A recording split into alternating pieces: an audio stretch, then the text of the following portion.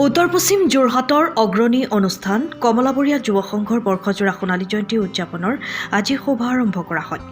এই উপলক্ষে পুৱা 50খন পতাকা উত্তোলন কৰাৰ লগতে 50গৰাকী মহিলাৰ দ্বাৰা সমবেত সংগীত পৰিৱেশন কৰা হয়। তদুপৰি অঞ্চলটোৰ মৃত ব্যক্তিসকলৰ প্ৰতি শ্ৰদ্ধাঞ্জলি জনোৱাৰ লগতে তেখেতসকলক মৰি স্মৃতিচাৰণ কৰা হয়। সোণালী জয়ন্তী উপলক্ষে যুৱ সন্মিলন, কেৰিয়াৰ কাউন্সেলিং আৰু সাংস্কৃতিক অনুষ্ঠানৰো আয়োজন কৰা হয়। উত্তৰ পশ্চিম যোৰহাটৰ অন্যতম সামাজিক অনুষ্ঠান কমলাবৰীয়া যুৱ সংঘ কমলাবৰীয়া গাঁৱৰ অন্যতম সামাজিক সাংস্কৃতিক আৰু ক্ৰীড়াৰ অনুষ্ঠান কমলাবৰীয়া যুৱ সংঘৰ গৌৰৱোজ্জ্বল ইতিহাসত 50 বছৰ হৈ দিছে।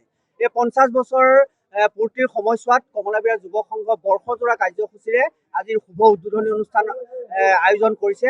এই শুভ উদ্বোধনী অনুষ্ঠানত পুৱাতেই 50 বছৰৰ 50খন পতাকা অঞ্চলটোৰ বিশিষ্ট ব্যক্তিসকলৰ জৰিয়তে 50খন পতাকা উত্তোলন কৰা হৈছে।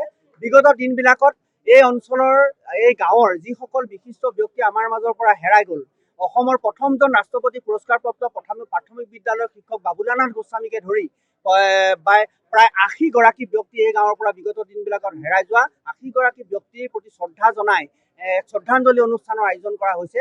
আৰু দিনজোৰা কাৰ্যসূচী ছাত্ৰ ছাত্ৰীসকলে যিহেতু যুৱ সংঘ অনুষ্ঠান, যুৱক যুৱতীসকলক আগবঢ়াই নিয়া চিন্তা চৰ্চাই মূল, গতিকে এই ছাত্ৰ ছাত্ৰী আৰু যুৱক যুৱতীসকলক কেৰিয়াৰ কাউন্সিলক এক অনুষ্ঠান ৰখা হৈছে। অহা সন্ধিয়া বিয়লি 3 বজাৰ পৰা কেৰিয়াৰ কাউন্সিলিং হ'ব, ৰাতিলৈ সাংস্কৃতিক অনুষ্ঠান আয়োজন হ'ব। বৰ্ষজোৰা কাৰ্যসূচী আজি উদ্বোধনী অনুষ্ঠান আৰু আগন্তুক বৰ্ষটোত বিভিন্ন দিশত ক্ৰীড়া, সাহিত্য, সংস্কৃতি উন্নয়নমূলক সকলো দিশতে আগবঢ়াই নিয়াই অহা বছৰ ইয়াৰ সামৰণি অনুষ্ঠান অনুষ্ঠিত কৰা হ'ব।